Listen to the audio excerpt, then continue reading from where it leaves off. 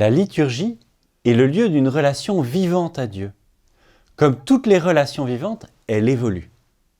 Parfois, il y a des grandes évolutions, comme quand les chrétiens de Rome au IIe siècle sont passés d'une liturgie en grec à une en latin, ou encore au XIe siècle, quand les Espagnols ont abandonné le rite wisigothique pour le rite romain. Il y a eu enfin les changements importants introduits par les réformes liturgiques des conciles de Trente, puis de Vatican II. Mais il y a aussi des évolutions plus modestes, des variations sur quelques mots ou sur quelques gestes qui concernent surtout les prêtres, mais aussi parfois les fidèles. Depuis longtemps, nous n'avons pas connu ces petits ajustements.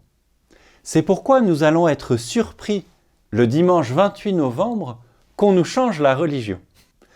Dorénavant, nous dirons plus souvent frères et sœurs que juste frères. Pour les offrandes, le prêtre dit aujourd'hui « Prions ensemble » au moment d'offrir le sacrifice de toute l'Église. Et les fidèles de répondre « Pour la gloire de Dieu et le salut du monde ».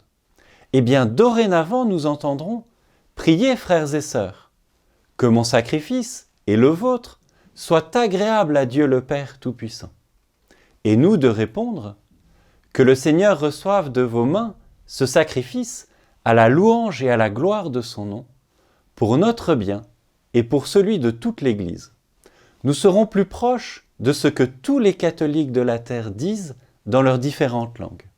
De même, le credo va être mieux traduit. Nous dirons que le Fils est consubstantiel au Père plutôt que de même nature. Enfin, il y aura plus de silence dans la liturgie pour mieux entrer dans la présence de Dieu. Ces évolutions vont peut-être nous déstabiliser, mais pendant cette pandémie, nous avons su montrer à Dieu et à nos frères et sœurs que nous étions adaptables et vivants.